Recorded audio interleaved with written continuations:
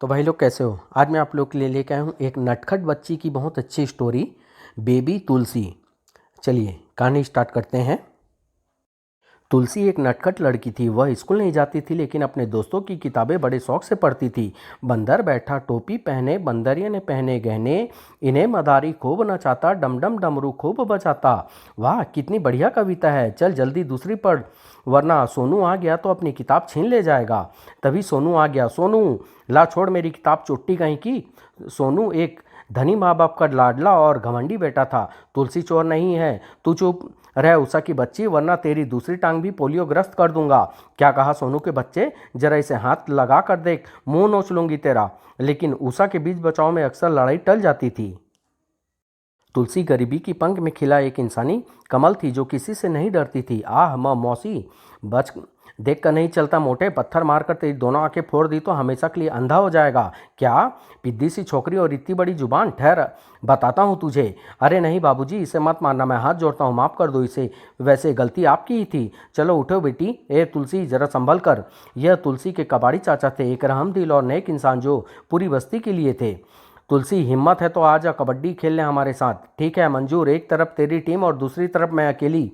कबड्डी कबड्डी कबड्डी, कस कर पकड़े रहो इसे, जीत गए तो सबको टॉफी खिलाऊंगा। शाबाश तुलसी, पाला आ गया है। अचानक पाले को छूने के लिए आगे बढ़ते तुलसी के हाथ को सोनू ने पकड़ लिया। कबड्डी कबड्डी कबड्डी, सोनू ये बेईमानी है, हाथ छोड़ दे तुलसी का। पर सोनू ने हाथ ना छोड़ा। आखिर मामला हार जीत का था। मोनू हाथ मत छोड़ियो, कबड्डी कबड्डी कबड्डी। अब तुलसी हार जाएगी, लेकिन यह अंतिम वाक्य जब तुलसी हार जाएगी तुलसी के मस्तिष्क में हथौड़े की तरह बजा और अगले ही क्षण तुलसी घायल बाघिन के समान बिफर उठी। उसने पूरी ताकत से अपने हाथ पैर को झटका। ओह आह। सोनू ने पराजय सिर पर देखी तो अचकचा कर अपने तीखे नाखून तुलसी की बाह में गड़ा दिए। चाहे कुछ भी हो जाए, आज तू नहीं जीतेगी। पर तुलसी को कहाँ परवाह थी सोनू के तीखे नाखूनों की। उसने एक तीव्र झटके से अपनी बाह छुड़ा ली, लेकिन उसके साथ ही उसकी बाह सोनू के लिए के तीखे नाखूनों से छिलती चली गई। तभी हर्ष भरी चीखें गूंज उठी। कबड्डी हुर्रे, यानी तुलसी जीत गई। धप।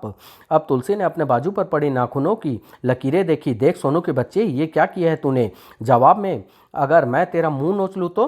अरे जा। तभी कई बच्चे चीख उठे, हाथी हाथी, चलो हाथी की सवारी करेंगे। और क्षण भर में खेल का मैदान खाली हो गया। तेरा तो पूरा हाथ ही छिल गया है तुलसी। मैं खेल में ऐसी चोटें तो लगती रहती है उषा। आ हम भी चलते हैं हाथी की सवारी करने। नहीं तुलसी, हम हाथी की सवारी नहीं कर सकते, हमारे पास पैसे नहीं हैं। पैसों की ऐसी की तैसी, तू चल मेरे साथ। हाथी पर न बैठाया तुझे तो मेरा नाम तुलसी नहीं। उषा और तुलसी तुलसी की घरेलू हालत लगभग एक जैसी थी। भयानक गरीबी, पैसे पैसे के लिए मोहताज। हाथी वाले बाबा रुको, मैं भी बैठूंगी हाथी पर। अच्छा आजा आजा बाबा, इसे भी हाथी पर बैठाओ और मुझे भी। नैन्सी बैठाओ इन्हें भी। लेकिन बाबा तुलसी से पैसे तो ले लो। हा हा हा। पैसे कहाँ से आए इसके पास, यह तो फुकरी है। रोटी भी कभी कभी खाती है बेचारी। हा हा हा। ई ही। ओ हो बेचारी तुलसी और उसकी लंगड़ी सहेली। सोनू कमीने, खून पी जाऊंगी तेरा, जो मुझे और मेरी सहेली को गरीब कहा। लो बाबा रुपया, मेरे बेटे को भी हाथी पर बैठाओ। हाँ हाँ आओ बेटा। बाबा बिठाओ इसे। चलो अब जगह नहीं है ऊपर, हटो सामने से। हट जा तुलसी, वरना हाथी कुचल देगा। हा हा हा। तू चिंता मत कर उषा, मैं अभी मजा चाहती हूँ इन्हें। रोको हाथी, वरना मैं पत्थर मार दूंगी तुम्हारे हाथी को। और तड़ाक। तभी माँ माँ, कल मुही गणेश जी को पत्थर मारेगी तू। चल घर, यहाँ रहेगी तो लड़ेगी सबसे। सिर्फ एक माँ ही तो थी जिसका हुक्म वह नहीं टाल सकती थी। उषा तू चिंता मत कर, मैं उसे जरूर मजा चखाऊंगी। तड़ाक। चुप नासपिटी। यह तुलसी को जबरन खींच कर घर ले गई। चल बैठ यहाँ, बटन लगा इन कपड़ों में। लेकिन माँ मैं हाथी पर बैठूंगी, मेरे सभी साथी हाथी पर बैठे हैं। किंतु माँ विवश थी। मेरी बच्ची जिद न कर, हम गरीब हैं, हाथी पर बैठना हमारी किस्मत में नहीं है। माँ तू रो रही है माँ। नहीं माँ तू रो मत, देखना एक दिन मैं ऐसे 10 हाथी तेरे दरवाजे पर खड़े खड़े कर दूंगी। माँ मैं किसी भी बच्चे से 1 रुपया नहीं लूंगी, सबको मुफ्त सवारी कराऊंगी। लेकिन उस सोनू के बच्चे को अपने हाथियों के पास भी नहीं आने दूंगी। उसने आज मेरी सबसे प्यारी सहेली उषा को लंगड़ी कहा था। तभी गली में बच्चों का शोर उभरा, हाथी आ गया, हाथी आ गया। जा तुलसी तू भी अपनी छत से देख ले हाथी। तुलसी के मनोभाव को देख माँ की ममता उमड़ पड़ी थी। गली में हाथी के पीछे चलते बच्चों के झुंड का शोर काफ़ी तेज था, लेकिन हाथी के ओहदे पर अकेले सोनू को देख तुलसी की भवें तन गई। हा हा हा, तुलसी देख, मैं पूरे मोहल्ले में हाथी की सवारी करूंगा। मेरी माँ ने बाबा को पूरे 11 रुपये दिए हैं। सोनू की इस घोषणा ने तुलसी के जख्मों पर मानो नमक छिड़क दिया। उसका गुस्सा पुनः भड़क उठा। तुझे हाथी से नीचे ना गिराया सोनू तो मेरा नाम तुलसी नहीं। फिर जैसे ही हाथी उसके घर के सामने आया वह नीचे कूद गई। ठीक हाथी के होदे पर धप की आवाज़ हुई और अकेला सोनू ही नहीं, महावत भी हड़बड़ा गया। धप, उफ, यह लड़की है या तूफान। तुलसी, चटाक, आह, बोल अब कहेगा उषा को लंगड़ी। फिर अगले ही क्षण सोनू भी तुलसी को मारने चिपट गया। तूने मुझे थप्पड़ मारा कमीनी, मैं तुझे जान से मार डालूंगा। हाथी से नीचे गिर जाएगा मच्छर। महावत घबरा गया और हड़बड़ा कर उठा। ठहर चंडाल, बताता हूँ तुझे। तभी सोनू ने तुलसी को पीछे से धकेला, लेकिन महावत से टकरा कर तुलसी नीचे गिरने से बच गई, परंतु हाथी की गर्दन पर खड़ा महावत न बच सका। तुलसी हतप्रभ थी, लेकिन सोनू गुस्से से पगलाया हुआ था और तभी उसके निकट ही महावत का अंकुश भी आ गिरा। अब नहीं बचेगी तू चूहिया। अपनी पूरी ताकत से वह अंकुश तुलसी पर फेंका, लेकिन तुलसी खुद को बचाने में सफल हो गई। खच, फलस्वरूप सोनू द्वारा फेंका गया अंकुश हाथी के सिर पर जा गड़ा। अंकुश के गिरते ही हाथी पगला उठा। चिया, उई माँ, आह। तुलसी ने गिरते हुए सोनू की कमीज पकड़ी, जो तुरंत ही फट गई। आह, नहीं सोनू। गनीमत यह हुई कि सोनू कूड़े के एक ऊंचे ढेर पर गिरा। आह, अरे हाथी को क्या हुआ? लेकिन हाथी बेकाबू हो चुका था। लोग अपनी घरों की छतों पर जा चढ़े थे और हाथी के पीछे सिर्फ साधु थे जो अपने हाथी को आवाज़ दे रहे थे, रुक जा शंकर, शंकर, रुक जा शंकर। लेकिन तुलसी होदे से चिपकी अपना हाथ निरंतर हाथी के मस्तिष्क पर गड़े अंकुश तक पहुंचाने का प्रयास कर रही थी। अंकुश गहरा धंसा है, जब तक यह नहीं निकलेगा हाथी पीड़ा से भागता ही रहेगा। शंकर बेटे, रुक जा शंकर। शीघ्र ही वह हाथी ट्रैफिक भरी सड़कों पर निकल आया। पागल हाथी। पीछा करते साधुओं को अब कहीं पता नहीं था। हाथी तहस नहस करता हुआ निरंतर एक ही दिशा में दौड़ता चला जा रहा था। बचाओ बचाओ बचाओ, रुक जा शंकर, भागो, हाथी पागल है। अथक प्रयत्नों से तुलसी को हाथी के मस्तिष्क में धंसा अंकुश निकालने में सफलता मिली, परंतु व्यर्थ। मस्तक में हुए गहरे जख्म को उसे सचमुच ही दर्द से पागल कर दिया था। अब तो रुक जा शंकर। यह तेजी से दौड़ता ही चला जा रहा था और शहर को मीलों पीछे छोड़ जंगल में उतर गया। उई माँ, अगर पेड़ की वह शाखा पकड़ लूँ तो बच जाऊंगी। आह, बच गई कर, मगर तभी एक शरारती बंदर भी आ पहुंचा। खौं खौं खौं, किट किट। उई माँ, यह तो काट लेगा। और हड़बड़ाहट में इस आलम में तुलसी के हाथ से पेड़ की शाखा टूट गई। धप, आह, कूकती कहराती सी तुलसी उठी। सत्यानाश हो तेरा बंदर के बच्चे। मानो बंदर ने उसे चिढ़ाया। फिर अगले ही क्षण तुलसी के हाथ में एक पत्थर था। ठहर, बताती हूँ बंदर के बच्चे। आया मजा मुझे चिढ़ाने का। शरारती बंदर की उद्दंडता का मजा चखाकर तुलसी ने उसे तो भगा दिया, मगर अब वह उस बियावन जंगल में अकेली रह गई। मुझे तो यह भी नहीं पता कि वह हाथी जंगल में घुसा किस ओर से था। चारों ओर अजनबी रास्ते हैं और जाऊं किस ओर। माँ तो पागल हुई घूम रही होगी मेरी खोज में। हे भगवान, किस मुसीबत में आप फंसी। फिर कितनी ही देर तक वह डरी सहमी सी जंगल में भटकती रही। घर घर, अरे यह तो किसी मोटर गाड़ी की आवाज़ है। वह बेतहासा आवाज़ की दिशा में दौड़ी। शीघ्र ही उसे एक जीप कार ही नहीं बल्कि कुछ लोग भी नजर आ गए। आहा, अब मैं वापस शहर पहुंच जाऊंगी अपनी माँ के पास। जमीन पर रखी दोनों पेटियां जीप में लादने के बाद वह लोग जीप में सवार होने लगे तो तुलसी दूर से ही चिल्ला उठी, अरे रुको रुको अंकल, मुझे भी ले चलो अपने साथ। तुलसी की आवाज़ पर वह चौंक कर पलटे। कमाल है, यह चूहिया कहाँ से आ गई इस जंगल में। पास आते ही हाँफती हुई तुलसी ने उनसे मदद मांगी। मुझे भी अपने साथ ले चलो अंकल, मेरी माँ मुझे ढूंढ ढूंढ कर परेशान हो रही होगी। लेकिन तू इस जंगल में आई किसके साथ थी? मैं एक हाथी पर सवार थी। अचानक ही वह हाथी पागल हो गया और मुझे यहाँ ले आया। हाथी का जिक्र सुनते ही वह चारों व्यक्ति चौंक उठे। वह हमारा ही हाथी होगा। क्या उस हाथी के साथ साधु नहीं थे? बहुत सारे साधु थे, लेकिन हाथी ने इतनी तेज दौड़ लगाई कि वह सब भी पीछे छूट गए। तो क्या हमारा हाथी शंकर पागल हो गया? तब तो यह शहर में तबाही मचाकर लौटा होगा। भीम सिंह, हमें वापस गुरुजी के पास चलना चाहिए। तुलसी कुछ समझ न पाई, मगर वह अपने घर लौटने की आशा में उनके साथ हो ली। धूल उड़ाती हुई जीप अभी कुछ ही दूर चली थी कि अचानक एक हाथी की चिंगाहट से पूरा जंगल थर्रा उठा। अरे यह तो अपने शंकर की ही आवाज़ लगती है। शंकर? हाँ, मगर तुम कैसे जानते हो उसे? उनमें से किसी ने तुलसी की बात का जवाब न दिया। लगता है उसे काबू कर लिया गया है। फिर अचानक ही तुलसी चौंक उठी। हुई माँ, यही तो वह हाथी है। अच्छा हुआ इसे बांध लिया, वरना मार डालता सबको। क्या हुआ रतन सिंह, तू क्यों लौट आया? इस छोकरी की बातें सुनकर मुझे ऐसा लगा जैसे शंकर पागल होकर शहर से वापस भाग आया है। लेकिन पागल नहीं, जख्मी हुआ है। लेकिन तुम लोगों को यहाँ रुकना ठीक नहीं है, फौरन चले जाओ। हो सकता है शंकर के पीछे पीछे पुलिस भी आ रही हो। ए छोकरी, तू इधर आ। मैं तो इनके साथ अपने घर जाऊंगी। अरे चल। और तुलसी को अपने गुरुजी के कदमों में पटक कर वह लोग चल दिए। आह! गुरुजी ने उसे उठने में मदद की। चुप हो जा, रो मत, मैं तुझे तेरे घर पहुंचा दूंगा। मुझे बता, तुझे कौन लाया इस जंगल में? और फिर तुलसी ने अपनी सारी आपबीती सुना दी। शक्ल से तो नहीं लगती गुरुजी की ये लड़की इतनी शैतान होगी। हाँ नैन्सी, ये लड़की बहादुर है, गरीब भी दिखती है, हमारे बहुत काम की बन सकती है। जाओ पहले इसे भरपेट खाना खिलाओ। तभी गुरुजी की नज़र तुलसी की घायल बाजू पर पड़ी। अरे ये कैसे लगा? खेल खेल में एक लड़के के नाखून लग गए। बहुत बुरी तरह ही छिला है तेरा हाथ। दर्द नहीं हो रहा तुझे?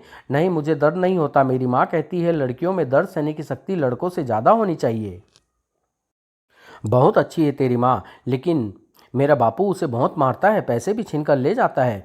फिर गुरुजी ने तुलसी की पीठ थपथपाकर उसे नैन्सी के साथ भेज दिया। नैन्सी ने सर्वप्रथम उसके जख्मों का मरहम लगाया, फिर उसे खाना दिया। बाबा, गुरुजी मुझे घर कब भेजेंगे? तुलसी, अब तू यहीं रहेगी। गुरुजी तुझे चलता पुर्जा बनाएंगे। अगर तूने ढंग से काम सीखा तो जिंदगी बन जाएगी तेरी, वरना अपाहिजा अंधी बनकर किसी चौराहे पर भीख मांगती फिरेगी। तभी बाहर से आती गुरुजी की कर्कश आवाज़ सुनाई पड़ी। मन करता है तुम सबको गोली से उड़ा दूं। नैन्सी लपक कर बाहर निकला तो पीछे से तुलसी ने भी बाहर झांका। हाथी शहर में हंगामा मचाकर लौटा है, पता नहीं कब यहाँ पुलिस आ जाए। उधर ग्राहक अलग परेशान होंगे कि अब तक उन्हें डिलीवरी क्यों नहीं मिली। सिर्फ एक बात की खैर रही है कि न तो हाथी ने किसी आदमी की जान ली है और उसके होदे की गुद्दी में छुपा माल भी सलामत है। सिर्फ यदि यही दोनों बातें हमारे पक्ष में न हुई होती तो इस समय हमें अपना यह सबसे सुरक्षित अड्डा छोड़कर यहाँ से भागना पड़ रहा होता। जख्मी हाथी को देखते ही मैंने मामले को गंभीरता से समझ ली थी और यहाँ से सारा माल हटवा लिया है। अब जाओ यहाँ से और चूल्हे वगैरह बनाकर खाना बनाना शुरू कर दो, ताकि पुलिस आए तो यहाँ से उसे कुछ भी संदिग्ध नजर ना आए। नैन्सी, तुम उस लड़की को भी अंडरग्राउंड कर दो। अगर वह पुलिस के सामने पड़ गई तो पुलिस उससे ऐसी बहुत सी बातें जान लेगी जो हमारे लिए खतरनाक साबित होगी। मैंने इतनी खतरनाक लड़की कभी नहीं देखी गुरुजी, जो अपने घर की छत से गली में से गुजरते हाथी के ऊपर छलांग लगा दे। उस चंडाल को तो खत्म कर देना चाहिए। नहीं महावत, मैं उसे और भी खतरनाक बनाऊंगा। नैन्सी, तू अभी यहीं खड़ा है, जाओ उस लड़की को ले जा यहाँ से। 2-4 दिन उसे छुपा कर ही रखना होगा। जी गुरुजी। नैन्सी तुरंत झोपड़ी में लौटा। अरे तुलसी कहाँ गई? नैन्सी की व्याकुल निगाहें घूमती हुई एक स्थान पर स्थिर हो गई। ओह, वह तो भाग गई। वह भयभीत सा उल्टे पांव गुरुजी के पास लौटा। क्या भाग गई? वो यह तो मेरी उम्मीद से भी ज़्यादा तेज निकली। मगर वह भाग कर जाएगी कहाँ? जाओ उसे ढूंढो और पकड़ कर मेरे सामने लाओ। मैं उसके दोनों पैर ही तोड़ दूंगा ताकि फिर कभी भागने की हिम्मत ही ना करे। यह तो बहुत खतरनाक लोग हैं। मुझे पकड़ कर कैद कर लेंगे। अभी तो सिर्फ पैर तोड़ने के लिए ही कह रहे थे, बाद में तो शायद मुझे ही मार डाले। भाग जाऊं। और वह दबे पांव दूर हटने लगी। साधु उसकी खोज में बिखर गए थे। देखो छोटे छोटे पद चिन्ह, आओ इधर ही गई है। लेकिन उसी रास्ते पर दौड़ती तुलसी को अचानक रुक जाना पड़ा। उई माँ, यह तो वही जीप वाले हैं। ये कमबख्त पंचर भी अभी होना था। अगर सचमुच ही पुलिस आ गई तो हम मुसीबत में फंस जाएंगे। लाओ दूसरा पहिया दो, यह उतर गया। पुलिस आ जाए तो मज़ा ही आ जाए, लेकिन पुलिस ना आई तो यह लोग तो यहाँ से चले जाएंगे।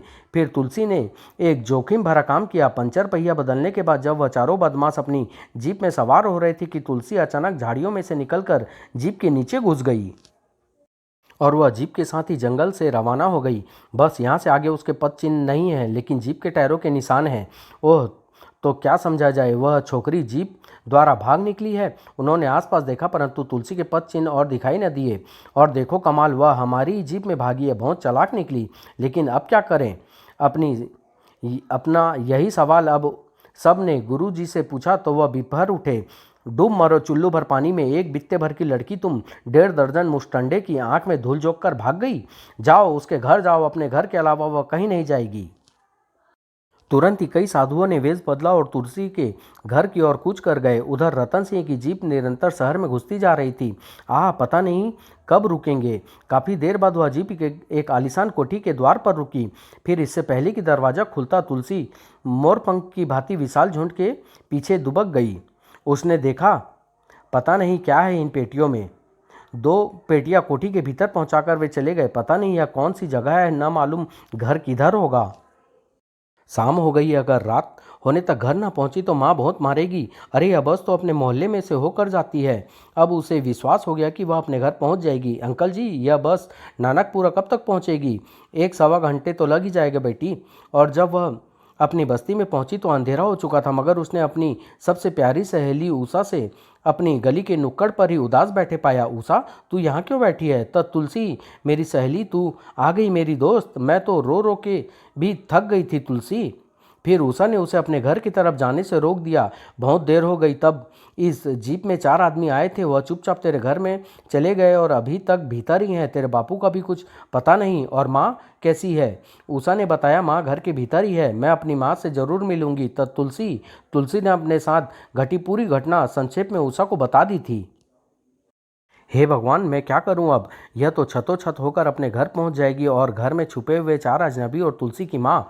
फिर उषा भी वहां न रुकी, वह कबाड़ी चाचा के पास पहुंची। कबाड़ी चाचा, कबाड़ी चाचा। अरे उषा, क्या बात है? क्यों हाँप रही है? हाँपती उषा ने वह सब कबाड़ी चाचा को बता दिया जो वह जानती थी। इधर तुलसी अब दबे पांव अपने घर की सीढ़ियाँ उतर रही थी। माँ यहीं है, वह चारों भी यहीं है। फिर घर में यह अंधेरा क्यों है?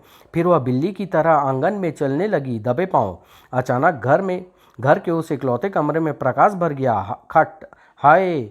फिर इससे पहले कि वह चीख उठती, एक गुंडे ने उसे कबूतरी की तरह दबोच लिया। अहू, शाबाश रहीम, अगर तूने मुंह से आवाज़ निकाली तो इस बुढ़िया की गर्दन काट दूंगा। माँ! इस धमकी के साथ ही तुलसी के मुंह से हाथ हटा दिया गया। अब बोल, पुलिस को क्या बता कर आई है? कुछ नहीं, मैं तो सीधी जंगल से आ रही हूँ। बदमाश को लगा वह सच बोल रही है। इसका मतलब हमें सिर्फ इन दोनों से ही खतरा है, क्योंकि यह दोनों हमारा भेद जान गई हैं। और फिर रहीम ने झपट कर तुलसी का मुंह भींच लिया, वरना इस अमानवीय क्रूरता को देखते ही तुलसी के मुंह से एक दिल दहला देने वाली चीख निकल गई होती। खच!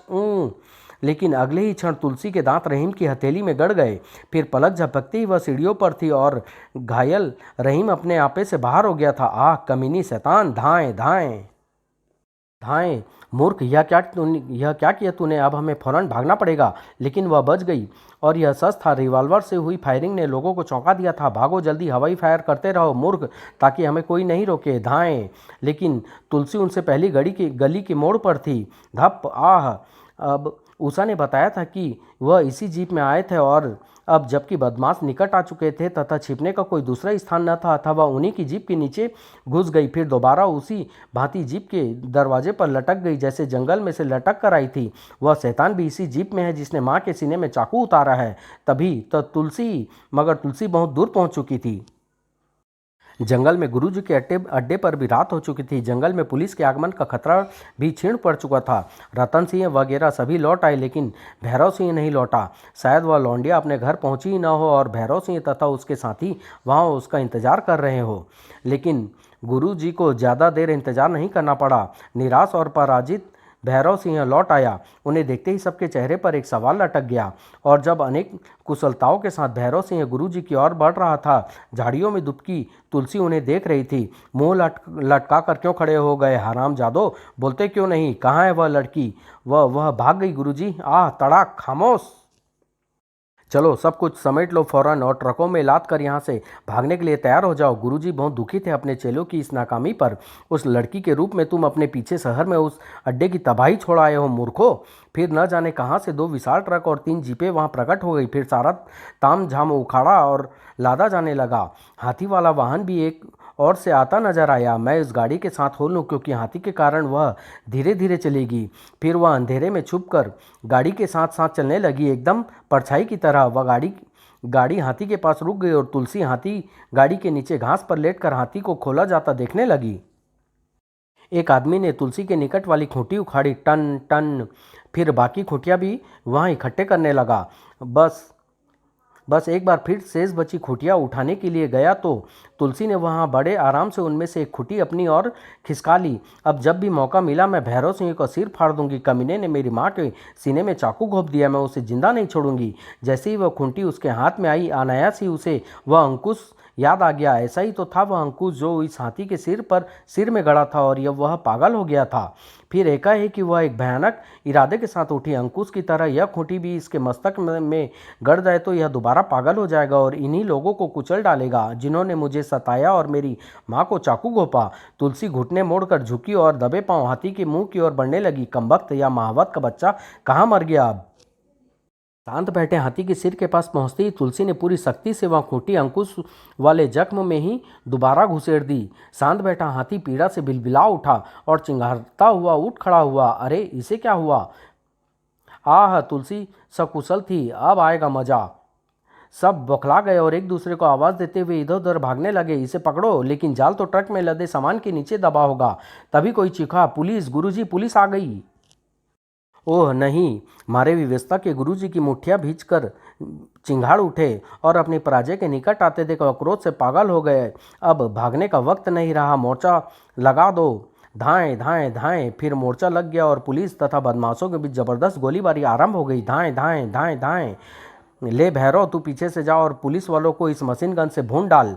यह फंदा बिछाया तो गुरुजी के लिए था, लेकिन अब तू ही सही, मेरी माँ के शैतान हत्यारे भैरव सिंह। आह! और तुलसी ने पूरी सख्ती से रस्सी खींच दी। रस्सी के खींचते ही एक झटके से भैरव औंधे मुंह जमीन पर गिरा, जहाँ तुलसी ने सड़क तोड़ने वाली पैनी गेंती का एक हिस्सा जमीन में गाड़ रखा था। आह!